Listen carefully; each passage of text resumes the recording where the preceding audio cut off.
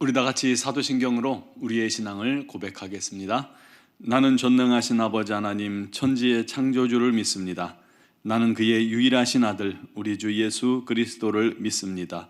그는 성령으로 잉태되어 동정녀 마리아에게서 나시고 본디오 빌라도에게 고난을 받아 십자가에 못 박혀 죽으시고 장사된 지 사흘 만에 죽은 자 가운데서 다시 살아나셨으며 하늘에 오르시어 전능하신 아버지 하나님 우편에 앉아 계시다가 거기로부터 살아있는 자와 죽은 자를 심판하러 오십니다. 나는 성령을 믿으며 거룩한 공교회와 성도의 교제와 죄를 용서받는 것과 몸의 부활과 영생을 믿습니다. 아멘. 찬송가 302장 찬양 드리겠습니다.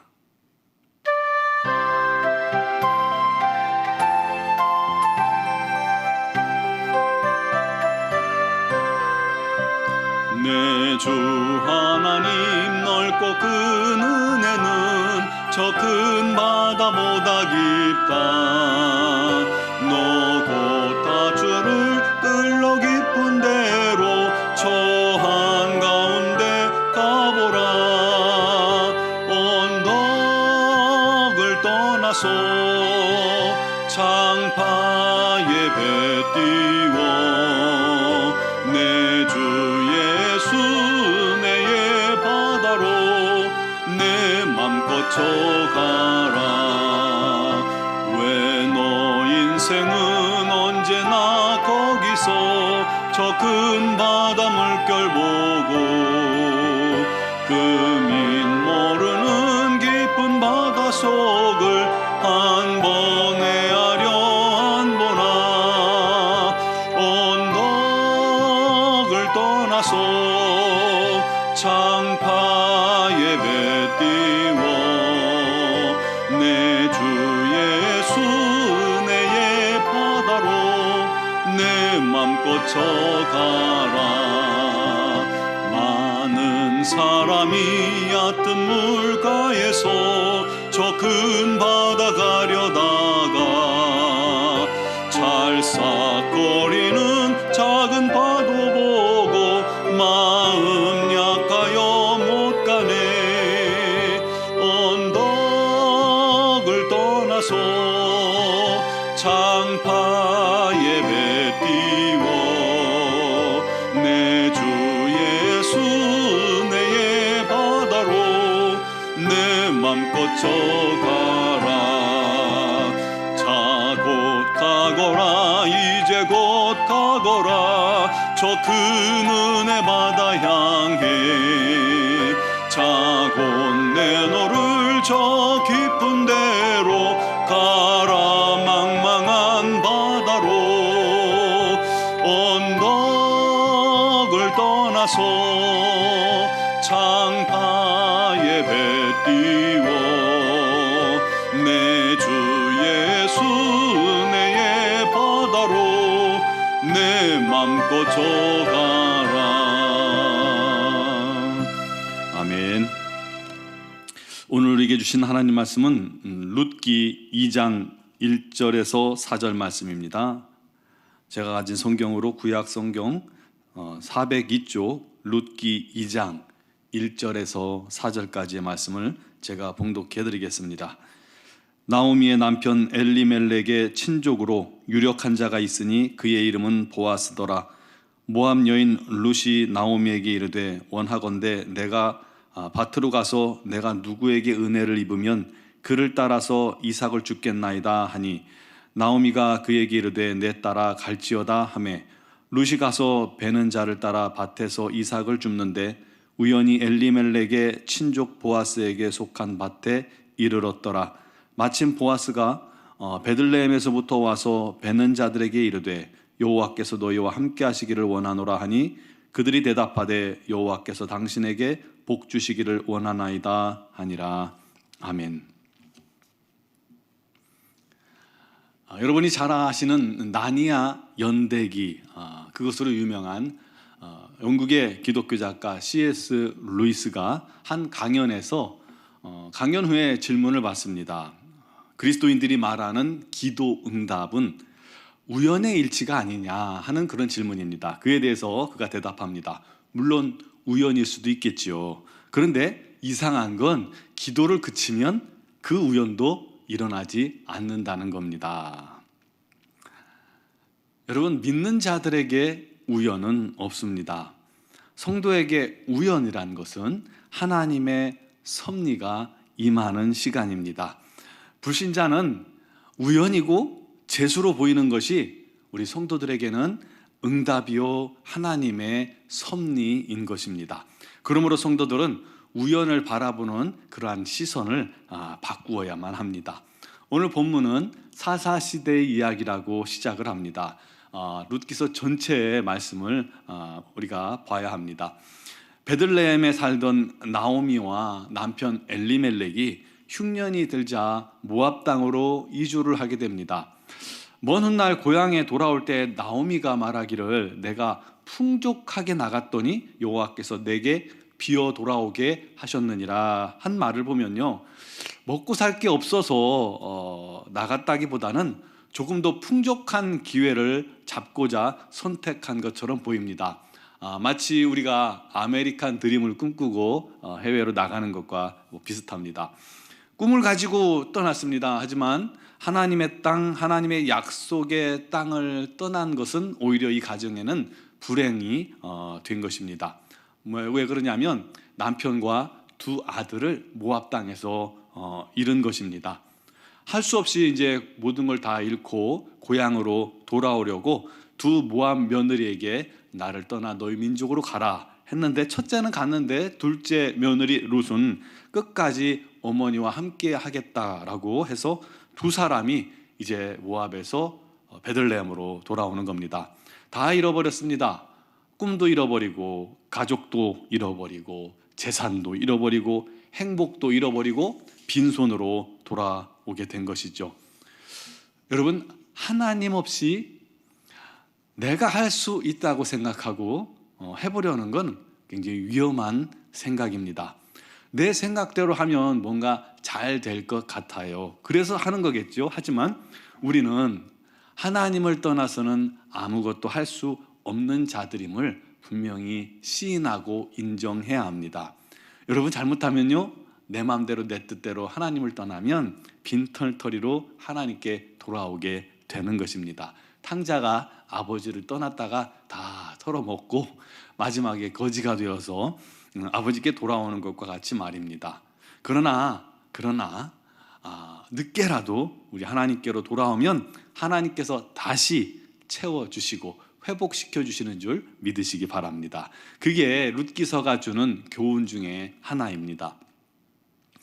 나오미와 룻이 이제 하나님의 땅, 약속의 땅, 고향 베들레헴으로 돌아왔죠. 그런데 당장 먹고 살 길이 막막합니다. 그래서 며느리 룻이 마침 추수 때라 떨어진 이삭을 주우러 밭으로 나간 겁니다. 그런데 그때 오늘 보니까 우연히 가게 된 그 밭이 친족 부자 보아스의 밭에 간 겁니다. 또 재미있는 것은 보아스가 룻의 기업물을 자였다는 거예요. 기업물을 자라는 것은 대신 갚는다라는 그런 의미를 가지고 있습니다. 가장 가까운 친족이요, 의지할 데 없는 그들을 맡아서 돌봐주고 또는 땅을 매입하여 기업을 돌려주거나 대신 복수를 하여 주거나 또 자손이 없는 미망인과 결혼해서 대를 잇게 해주는 그런 일을 말합니다.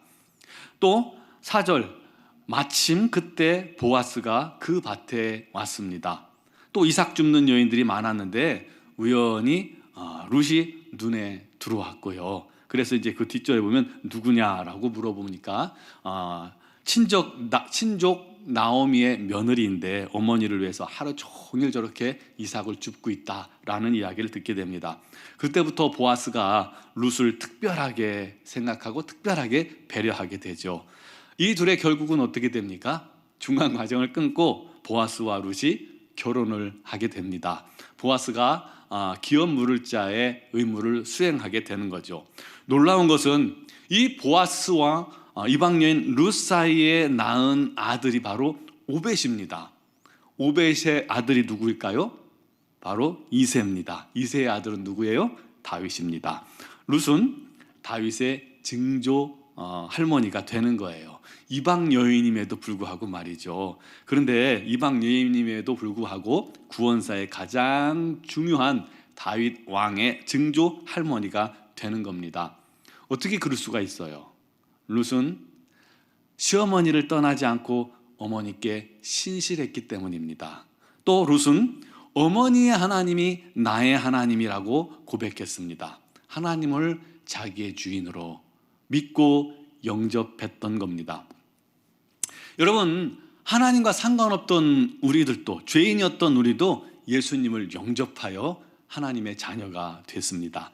그 순간 하나님을 우리는 아빠, 아버지라고 부르게 된 겁니다. 하나님이 우리의 아버지가 되셨습니다. 우리도 구원의 족보, 예수의 생명책에 기록되었음을 믿으시기 바랍니다. 룻은 어머니에게 최선을 다했고 어머니의 하나님을 자기 하나님으로 모셔드렸기 때문에 이런 놀라운 축복을 얻게 된 것이죠. 12절에 보면 보아스가 말합니다. 여호와께서 내가 행한 일에 보답하시기를 원하며 이스라엘의 하나님께서 그의 날개 아래에 보호받으러 온 내게 온전한 상 주시기를 원하노라. 보아스가 축복한 대로 그렇게 응답받습니다. 여러분, 룻과 보아스의 만남이 우연이었을까요? 룻이 우연히 보아스의 밭에서 이삭을 주었고 또 우연히 보아스가 그 시간에 그곳에 찾아왔을까요? 아닙니다. 우연 속에서 일하시는 우리 하나님의 시나리오였던 것입니다. 성도는 그냥 우연에 방치되지 않습니다. 우리가 예측하지 못했기 때문에 그 사건이 우연 같을 뿐입니다. 성도는 우연 속에 임하시고 역사하시는 하나님의 필연에 붙들려 살아가는 자들임을 기억하시기 바랍니다. 그래서 성도의 삶은 모든 것이 합력하여 선을 이루게 되는 것입니다. 그것처럼 우리를 안심되게 하는 말씀이 없죠. 그러므로 모든 것을 우리가 하나님께 맡기는 게 중요합니다. 그리고 그의 품에 안기는 게 우리 삶의 정답입니다. 하나님 품을 떠나지 않는 것, 그것이 우리가 해야 할 일입니다. 내일 일을 모른다고 염려하거나 두려워하지 마세요. 내가 뭘 해야 할지 모른다고 걱정하지 마세요. 고민하지 마세요. 단지 현재 내게 맡겨진 일에 신실하세요. 최선을 다하세요. 오늘도 주님을 사랑하고 주님을 의지하며 주님 뜻대로 신실하게 순종하는 자에게 하나님께서는 우리 주변의 모든 것을 합력하여 주셔서 마치 퍼즐이 맞춰지는 것처럼 합력하여서 반드시 우리를 기쁨으로 또 상으로 또 우리 하나님의 복으로 베풀어 주실 줄, 인도해 주실 줄 믿으시기 바랍니다. 그런 저와 여러분 되기를 주님의 이름으로 축원합니다. 기도드리겠습니다. 살아계신 하나님, 역사하시는 하나님, 모든 우리의 시간 속에서, 삶 속에서, 개개인의 역사 속에서 함께 하시고 운행하시고 섭리하셔서 우리를 하나님의 뜻 가운데로 이끌어가고 계심을 믿고 감사를 드립니다.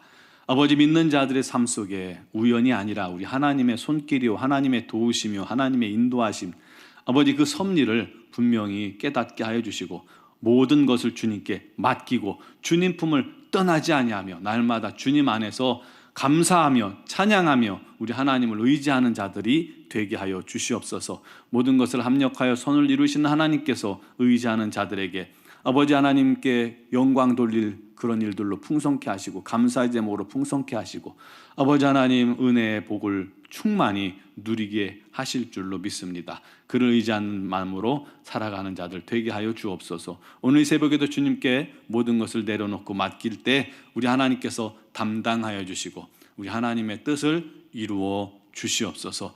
아버지 하나님, 노원중학교의 모든 성도들을 기억하시고 260일 공동체 성경 읽기를 통해서 하나님 말씀 앞에 겸손히 서고 있습니다. 아버지, 그 시간을 소중히 여겨가고 있습니다. 하나님 말씀이 더욱더 송이꿀처럼 우리 마음속에 다가오고 있습니다. 이 모든 은혜를 주심을 감사하고 더 깊이 우리 하나님 말씀에 사로잡히는 우리 모든 성도들이 되게 하여 주시옵소서. 하나님 말씀을 의지할 때 그 마음속에 또 그 삶 속에 어둠의 권세 다 쫓겨지고 오직 우리 하나님의 은총이 넘치게 하여 주옵소서. 하나님, 특별히 미얀마를 기억하여 주시고 그 땅의 어둠의 권세를 주님께서 깨뜨려 주시옵소서. 자유를 억압하고 복음의 문을 닫는 그 악한 자들을 주님께서 제거하시고 오직 우리 하나님의 평강과 사랑과 복음의 충만한 전파가 이루어지게 부족함이 없는 땅을 삼아 주시옵소서. 쿠데타와 또 내전의 발발로 말미암아 또 이렇게 위험한 상황이 자꾸 반복되고 지속되고 있습니다. 하나님이여 그 땅을 불쌍히 여겨주시고 아버지 더 이상의 확전이 없게 해주시고 잘 마무리될 수 있도록 은혜 내려주시며 특별히 김은경 범한균 선교사님과 이선희 양은순 선교사님과 또 파송된 모든 선교사님과 하나님의 자녀들 위해 우리 하나님의 특별한 보호하심과 또 평안을 허락하여 주시옵고 그 땅에서 오히려 주님을 위하여 그 고통에 빠진 영혼들을 위하여 기도하는 우리 선교사님들에게 크신 은총을 더하여 주시고 아버지 복의 복을 더하시고 놀라운 성령의 은혜를 충만케 하여 주시옵소서. 오늘 이 새벽에도 저 앞에 나온 사랑하는 성도들 모든 간구와 기도에 우리 하나님 응답하시기를 간절히 원하오며 예수님의 이름으로 기도드리옵나이다. 아멘.